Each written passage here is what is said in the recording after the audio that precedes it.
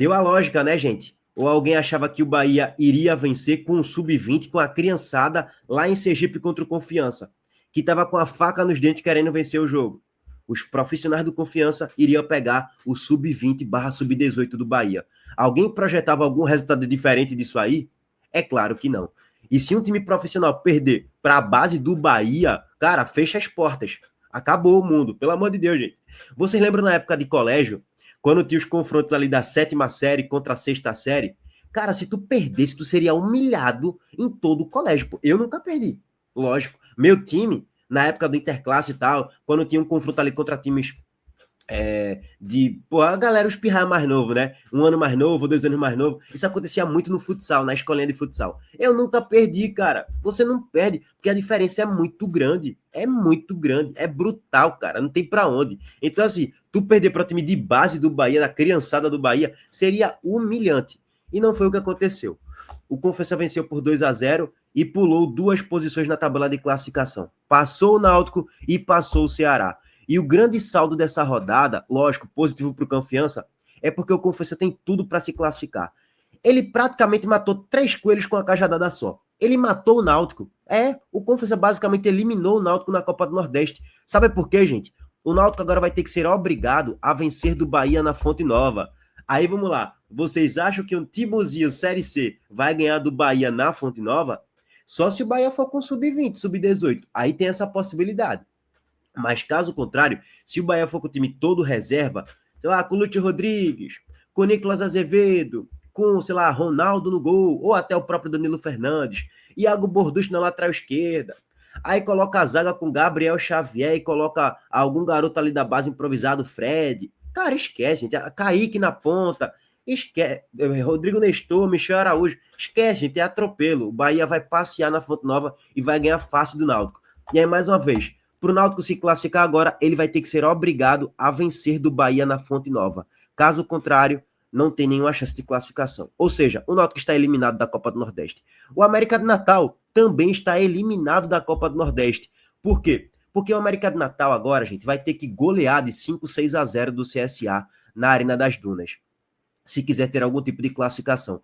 Porque olha o saldo do América de Natal, -4. Olha o saldo de todos que estão dentro do G4, 2, 3, 6.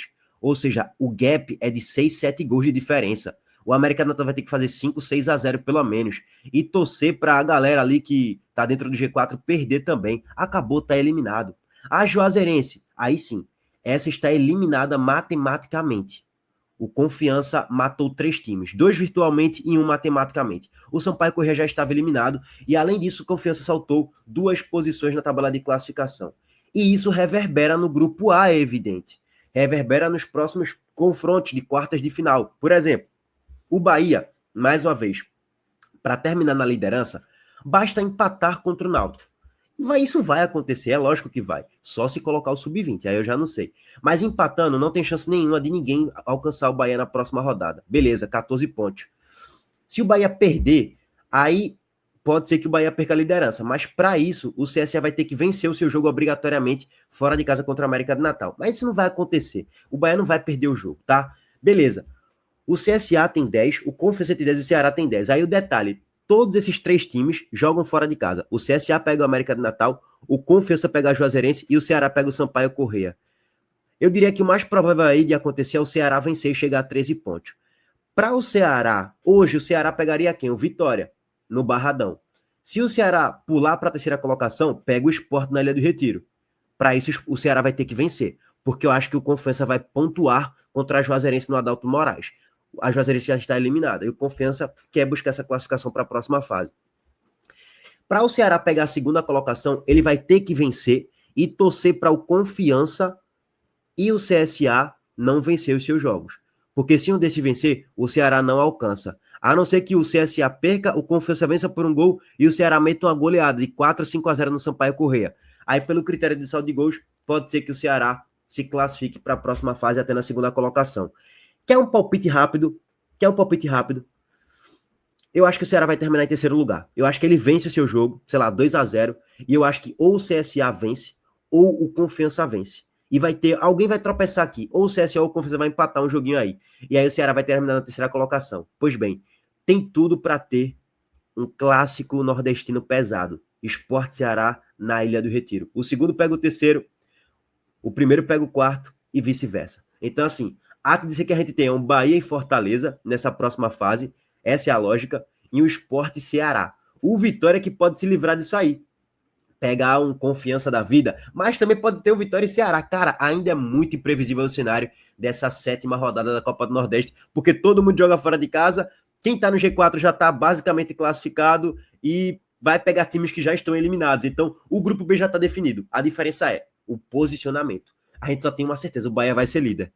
E o Ceará vai ganhar do Sampaio Corrêa. Agora, o que é que o Confiança vai arrumar lá no Adalto e o que é que o CSA vai arrumar lá na Arena das Dunas? Aí já são grandes pontos de interrogação, tá? Ou seja, ainda é a loucura acontecendo no Grupo B da Copa do Nordeste. Ainda está muito indefinido aí o posicionamento de cada time nesse grupo. E vamos passar aqui para os gols de Bahia e CSA, de Confiança e Bahia lá em Sergipe. Antes disso, o recado do nosso patrocinador, a Montenegro Cargas e Traniação, mais uma vez. É carga, viu? A Montenegro Cargas é a palavra-chave para transportar sua mercadoria em 2025. Há mais de 10 anos, a Montenegro Cargas vem transportando compromisso para todo o Brasil. Com as modalidades de entregas fracionadas, expressas e dedicadas, vem oferecendo sempre o melhor serviço e detalhe, por um precinho justo. Além disso, a Montenegro Cargas é uma das poucas do Brasil a incluir prazo de entrega em proposta para vários trechos do contrato, garantindo confiança, eficiência e transparência em cada entrega. Essa é a Montenegro Cargas transportando compromisso. É carga, viu, pai? Primeiro, gente, rapidez aqui, a escalação para vocês. O Bahia foi com Danilo Fernandes, o único jogador que não é da base. Foi com Lucian, Cauã Davi, na zaga, eu nem lembro de toda essa rapaziada, sendo bem sincero. Sidney e Jota na dupla de volante, que para mim foram os dois melhores jogadores do Bahia na partida. Juan Pablo, David Martins, Vitinho e Juninho. Eu não entendi por que Del não foi o centroavante nessa partida aí. Não entendi mesmo, até porque vem sendo os destaques aí. Foi convocado para a seleção sub-17, fez gol decisivo, não entendi o porquê Del foi banco, mas eu não tenho propriedade para falar da base do Bahia. Enquanto isso, o time do Confiança foi com os titulares, e Neto Oliveira fez 2 gols, acabou sendo o melhor em campo. Dionísio, ex-Vitória, comeu a bola, comeu o meio campo do Bahia de coco, e foi um dos melhores em campo também, para mim foi o segundo melhor da partida. E assim, gente, quando a gente olha para a partida, não existiu um amasso do Confiança em quase que momento nenhum. Foi um jogo de muita trocação. O Bahia, no início do primeiro tempo, meteu uma bola no travessão com o Jota, uma pancada de fora da grande área. E numa boa jogada trabalhada, inversão de bola da direita para a esquerda, infiltração dentro da grande área, no bate-rebate ali, na finalização de David Martins, a bola sobra para Jota e fora da grande área ele pega de primeira e a bola vai no travessão. Só que 2 minutos depois, gol do Confiança, aos 13 minutos, o Confiança abre o placar, num erro de saída de bola na origem da defesa do Bahia, que foi uma troca de passes ali, meio que na fogueira. Aí o Bahia tem que dar um bombão, o Confiança recupera a posse na zona intermediária do campo, tem a jogada de transição, sai o lançamento na ponta esquerda, e aqui é que tá o detalhe. O lateral esquerdo do Bahia, ele vacilou, ele falhou, cara, porque na origem, se você analisar, sai o lançamento, e no lançamento, o lateral esquerdo do Bahia, ele dá um tapinha com a ponta da chuteira. E esse tapinha favoreceu o domínio do jogador do Confiança dentro da grande área. A bola ficou muito à feição. Se ele não dá aquele tapinha, ele ia ter que arrumar o corpo, o ponta direito do Confiança. Ia ter que arrumar o corpo, ia ter mais dificuldade para cruzar a bola, ia ter mais dificuldade para tudo. Só que o tapinha foi que deu muitas condições para o jogador do Confiança chegar dentro da grande área com liberdade para fazer a jogada e dar o passe para o Neto Oliveira fazer o primeiro gol. E se eu não me engano, ainda tem um desvio do lateral esquerdo que errou na origem. Então, assim, foi muito mal nesse lance, tá? Bom, 1-0 Confiança. E o Bahia continuou ali incomodando, era um jogo de trocação, que o Bahia chegava mais vezes até do que o próprio Confiança, tá? Chegando com finalização de Jota de fora da grande área, para o goleiro do Confiança fazer uma boa defesa, com jogadas dentro da grande área de David Martins, para ele desperdiçar algumas oportunidades. Juan Pablo não fez um bom jogo. Cara, ofensivamente do meio para frente, quem mais produziu, quem mais gerou situações de gols, foram os volantes do Bahia, Sidney e Jota. Para mim foram os 2 melhores em campo. De resto, ninguém jogou muito bem, tá, gente? Sendo bem sincero. Só que aí é o tal negócio. O Bahia não aproveitou a chance que teve no primeiro tempo. Danilo Fernandes ainda fez uma 2 defesas no primeiro tempo. O jogo poderia terminar um 2-0 para o Confiança no primeiro tempo? Poderia. Mas também poderia terminar 1-1, que não seria nenhuma loucura. Ou um 2-2, que não seria nenhuma loucura. Mas vem o segundo tempo, e aí o Confiança passa a tomar um pouco mais as ações da partida, começa a tomar as rédeas da partida, e faz o 2-0, tá? Numa jogada de transição de pé em pé, que o meio-campo do Confiança bota o meio-campo do Bahia na roda, sai o passe para Neto Oliveira, mais uma vez fazer um gol, e ele deu um tapinha muito inteligente, cara, tirando completamente a ação de Danilo Fernandes no lance, para fazer o 2-0 e matar a partida. Quase que pitava o 3-0, Mateuzinho ainda perdeu um gol debaixo da barra sem goleiro. Então, assim, no final das contas, vitória do Confiança justa, merecida e já esperada por todo mundo, né? Ou alguém projetava que o Confiança iria perder esse jogo? Eu não projetava, sendo bem sincero. Bom, régua passada nesse jogo do Bahia, Ceará. A tromba ontem foi dupla. O Ceará, além de perder posição na Copa do Nordeste, na fase de grupos, caiu da 3ª posição para a 4ª posição. O Ceará ontem perdeu mais uma na Série A contra o Botafogo. Não vou fazer duras críticas, sendo bem sincero, vou fazer algumas críticas pontuais, mas já era previsível que o Ceará iria perder o jogo. Tava claro isso. E acabou perdendo por 3-2. Quando você olha para o placar, você pensa, porra, o Ceará batalhou muito no jogo, fez um jogo super competitivo. Não exatamente. Não foi isso que aconteceu na maior parte do tempo. O Ceará, sim, na maior parte do tempo, até que conseguiu marcar bem a equipe do Botafogo. Mas esse marcar bem ainda é o Botafogo ter criado 2 grandes chances no primeiro tempo e bola no travessão com o Arthur. Arthur finaliza uma bola no primeiro tempo de longa distância que a bola vai no travessão. Fernando Miguel nem viu a cor da bola de tanto efeito que a bola pega no meio da trajetória dela. Teve uma defesaça, um milagre de Fernando Miguel no chute de Igor Jesus. E teve o principal, o gol. Maestrani fez o gol na reta final do primeiro tempo. Tá, o que é que o Ceará produziu na partida em todo o primeiro tempo? Rigorosamente nada. Ofensivamente falando, o Ceará foi um time nulo, inócuo, inofensivo, inoperante. Isso é jogar bem? Eu não acho que é jogar bem, sendo bem sincero. Eu acho que é você montar uma retranca, montar uma defesa sólida e só. Quando tu tiver uma falha pontual, que vai acontecer, o Ceará tá enfrentando o Botafogo, pô, que tem um bom time, que tem o Igor Jesus no ataque, que tem o próprio Mastriani que não tá bem, é fraquinho pra caramba, mas ainda assim, bem posicionado, fez lá o gol do Botafogo na reta final do primeiro tempo. Tem o Arthur, você tem o Santiago Rodrigues, tem o Marlon Freitas, que é um ótimo volante, tem o Gregory, que também chega no ataque. Então, assim, o Botafogo tem um bom time. Então, é natural que mesmo tu montando uma boa retranca, tu montando uma boa defesa, um bom sistema defensivo, tu vai sofrer, cara, naturalmente. E aí, tu tem que também fazer o adversário sofrer nas tuas jogadas em transição. E o Ceará parecia não ter nenhuma jogada trabalhada. As jogadas do Ceará eram bola em Galeano, chute de muito longe para muito longe, 30, 40 metros de distância, podendo trabalhar um pouco mais a posse. Dieguinho, que fez um ótimo primeiro tempo, recupera a posse ali próximo do círculo central, consegue conectar uma jogada em progressão, toca para Pedro Henrique e ele avança. Qual era de Pedro Henrique? Vou devolver para Dieguinho, que estava atacando espaço já na zona intermediária do campo ofensivo do Ceará, para trabalhar um pouco mais a posse e chegar com maior volume dentro da grande área. Pedro Henrique pega a bola e simplesmente chuta sem perigo nenhum. Era isso o Ceará. Um time que se livrava da bola do meio campo para frente, era um time simplesmente parecia não ter ideia nenhuma de jogo. E no primeiro tempo veio o castigo. Na reta final do primeiro tempo, numa falta para o Ceará, já na reta final, aos 45 minutos, Pedro Henrique finaliza a bola no gol e John faz a defesa. Nessa dele fazer a defesa, ele não cruzou a bola na grande área, que os zagueiros do Ceará subiram, né, para atacar.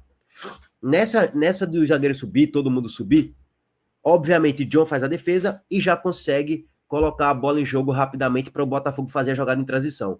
Só que a transição defensiva do Ceará funcionou. Os zagueiros conseguiram recompor, os volantes também, e o Ceará conseguiu recompor. Mas a transição ofensiva do Botafogo foi melhor até do que a recomposição defensiva do Ceará.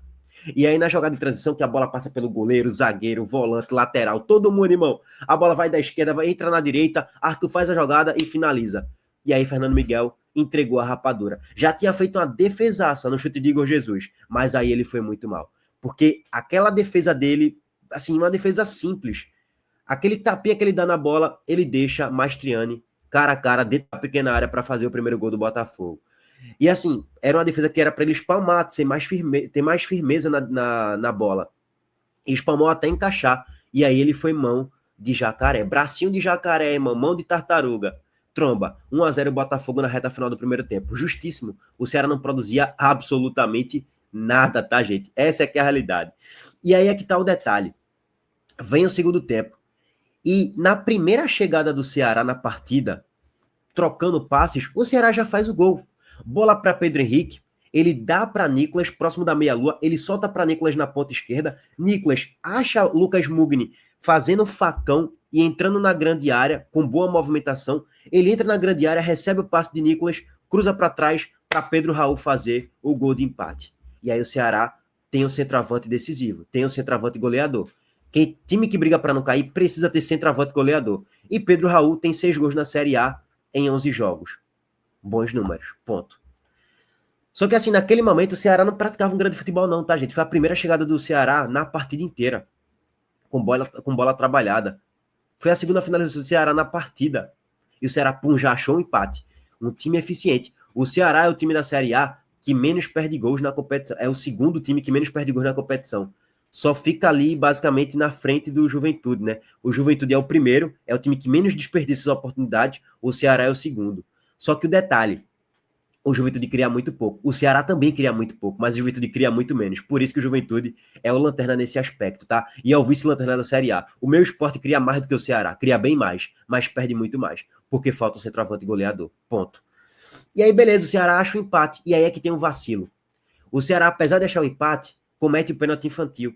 Sai um cruzamento da direita de Arthur e Alex e Dieguinho tá com o braço aberto, cara. Deu margem para dar o pênalti. Pênalti pro Botafogo, Alex Telles bate, desloca Fernando Miguel, 2-1 Botafogo. E aquele 2-1 pro Botafogo foi muito bom, porque o Botafogo cresceu muito na partida animicamente e fez logo o 3-1.